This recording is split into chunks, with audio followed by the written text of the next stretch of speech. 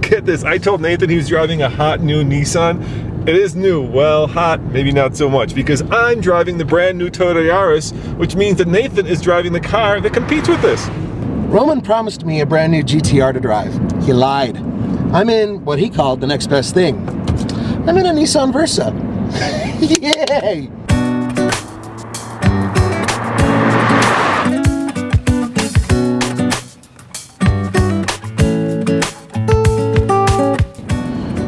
Oh God, well look, it's an economy car and it's actually in a very competitive segment. This particular vehicle has a 1.6 liter 4-cylinder engine, puts out a little over 100 horsepower. It's 109 horsepower, 107 pound-feet of torque, which isn't a lot. And it has a continuously variable transmission.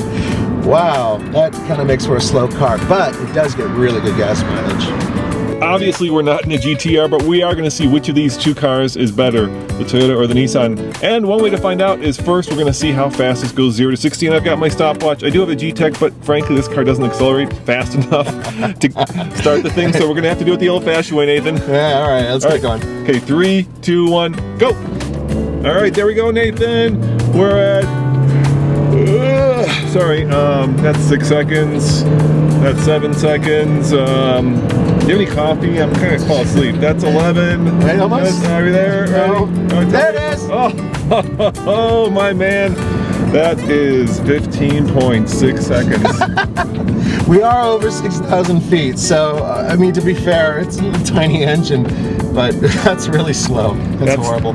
That's, of course, to 60, not to 100, just to be very clear. So at the end of the review, we're going to do it again in the Toyota to see which of these two cars is the performance value champ. A GTR? Duh!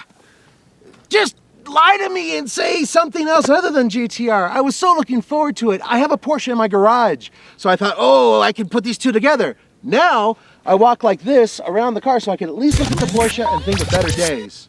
Nathan, are you saying your Versa is ugly? No, of course not. How would I say that? Why would I say such a horrible thing? I have to say, I do like the look of the new Yaris. You know, the old one was kind of like a Pillsbury Doughboy, a little plump and a little fat. This one's a little bit more predatory. It's kind of more, you know, in your face. It's sharper, that's for sure. The interior looks really good too. So between the two, style-wise? Really? Yaris.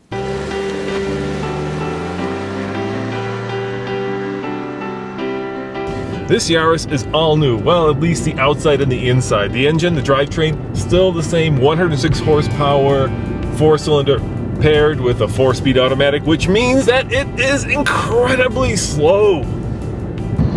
In the Nissan fleet, this is the car for the best mileage. Currently, I am getting an average of 38.1 miles per gallon. It has been a lot of highway driving, but I did drive like an idiot in the city earlier, so that's not bad.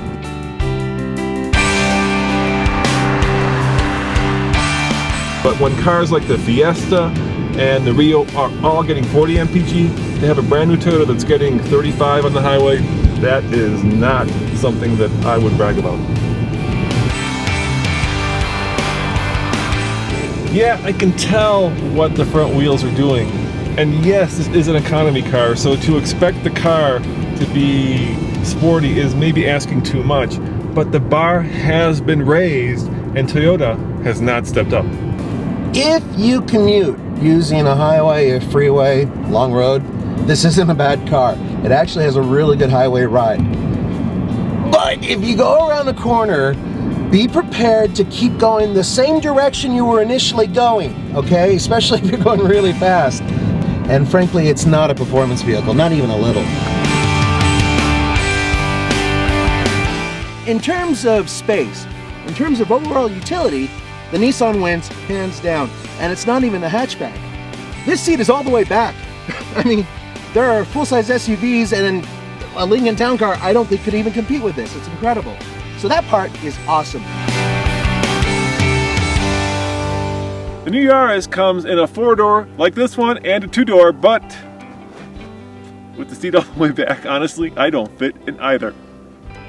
At the start of this review, we found out how fast the Versa was 0 to 60, and as I recall, it was pretty painfully slow. Yeah, it was over 15 seconds. Bear in mind that's at over 6,000 feet. So let's find out how the Yaris does. Are we ready, Nathan? Tell me when to go. Yes, we are. Ready, set, go!